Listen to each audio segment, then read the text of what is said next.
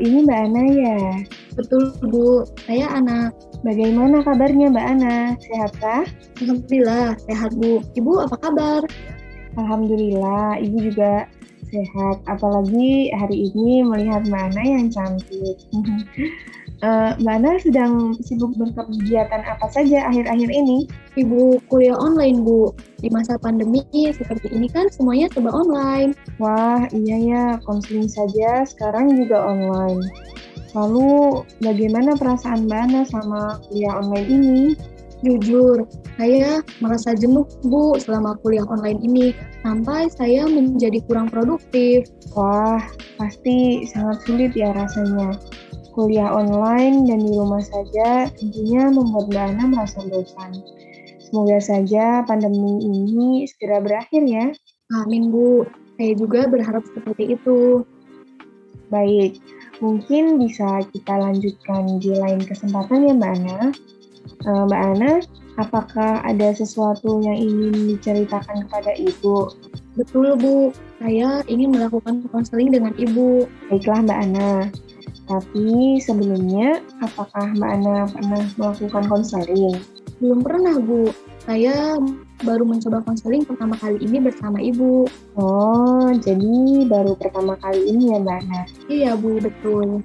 Sebelumnya, perlu saya sampaikan kepada Mbak Ana bahwa saya di sini sebagai konselor, bukan untuk menasehati atau memberi solusi kepada Mbak Ana. Tapi saya akan membantu Mbak Ana untuk memahami masalah yang sedang dialami dan bagaimana cara mencari jalan keluarnya. Maka dari itu, mari kita bicarakan bersama-sama ya Mbak Ana. Iya, Bu, baik. Baiklah Mbak Ana. Mbak Ana bisa menceritakan apa saja kepada Ibu. Dan tenang saja, semua yang Mbak Ana ceritakan sifatnya rahasia antara kita berdua saja. Jadi jangan sungkan dan ceritakan dengan nyaman ya. Kecuali jika ada sesuatu yang bisa membahayakan orang lain dan tentunya Mbak Ana sendiri, saya harus melaporkan kepada pihak yang berwajib ya Mbak Ana. Baik, Bu. Sebenarnya saya bingung mau bercerita ke siapa lagi. Saya tidak ingin membebani orang tua saya perihal keuangan, Bu. Oh, jadi seperti itu ya Mbak Ana. Mbak Ana bisa menceritakan semua yang Mbak Ana rasakan kepada Ibu sampai 60 menit ke depan ya. Nah, tapi jangan khawatir kalau nanti waktunya tidak cukup, bisa kita lanjutkan pada konseling sesi berikutnya. Bagaimana? Mbak Ana setuju? Atau ada opsi lain dari Mbak Ana? Baik, Bu. Saya setuju. Sekarang coba ceritakan apa yang sedang Mbak Ana rasakan. Ibu akan mendengarkan. Jadi begini, Bu. Sebenarnya saya ingin mencari pekerjaan sampingan, tetapi saya takut jika kuliah saya menjadi terbengkalai. Apa yang harus saya lakukan, Bu? Wah, kesannya seperti itu. Saya dapat merasakan apa yang sedang Mbak Ana rasakan. Jadi, Mbak Ana sebenarnya merasa sedih sehingga mau mencari uang tambahan agar tidak membebani orang tua ya Mbak. Betul sekali, Bu. Lalu bagaimana ya, Bu? Baiklah, jadi di sini Mbak Ana sebenarnya ingin bekerja untuk meringankan beban orang tua ya. Sekarang mari kita diskusikan bagaimana jalan keluar terbaiknya ya Mbak Ana.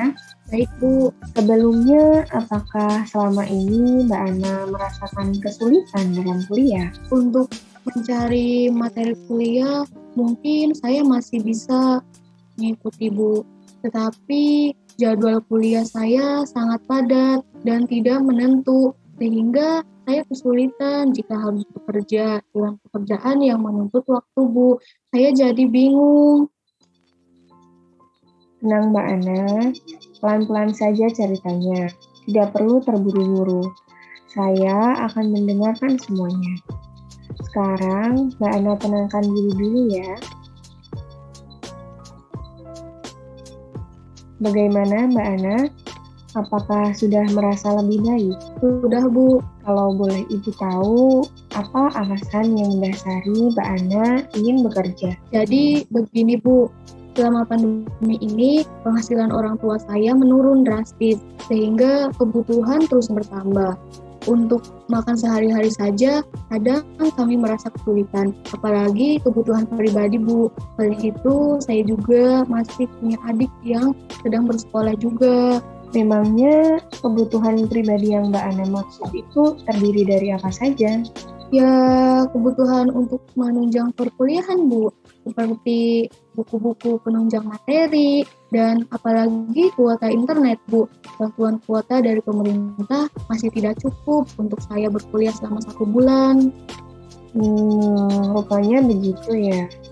Dari cerita tadi, maka dapat dikatakan bahwa pandemi ini membuat kehidupan Mbak Ana dan keluarga menjadi berkekurangan ya.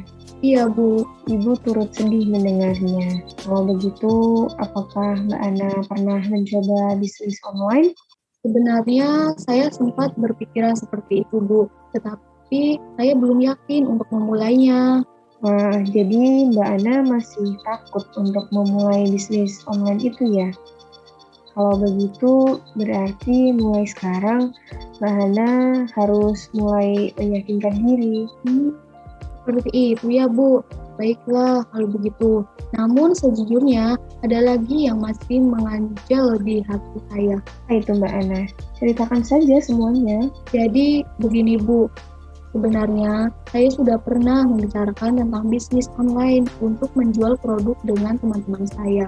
Namun reaksi teman-teman saya kadang hanya setengah-setengah. Memang bagaimana reaksi setengah-setengah itu? Misalnya, mereka setuju dengan ide saya, tetapi aksi yang mereka tunjukkan tuh seringkali tidak sesuai dengan rencana. Mereka hanya mau enaknya saja, sehingga pada akhirnya hanya menjadi sebuah wacana, Bu. Oh, begitu.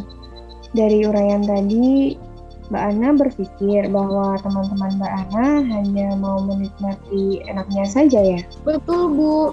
Saya kadang merasa pada akhirnya saya seperti bekerja sendiri, Bu. Jadi menurut Mbak Ana percuma mengajak teman untuk bekerja sama.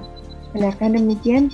Benar, Bu. Sebetulnya mereka tergolong orang-orang yang cukup berada, sehingga mereka menganggap sepele bisnis ini. Padahal bisnis ini menurut saya sangat penting, Bu. Teman Mbak Ana menganggap sepele bisnis ini ya?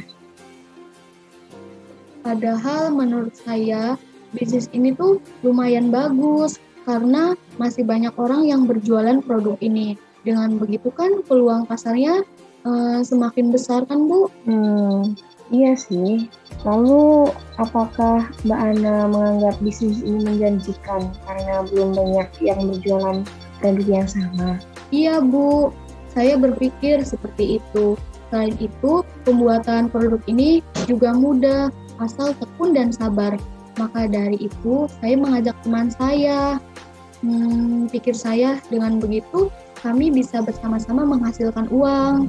Jadi produk yang akan Mbak Ana jual ini mudah pembuatannya? Oh iya, Bu. Saya juga pernah memikirkan untuk berbisnis sendiri. Tetapi, saya masih belum punya cukup uang untuk membeli modal usaha.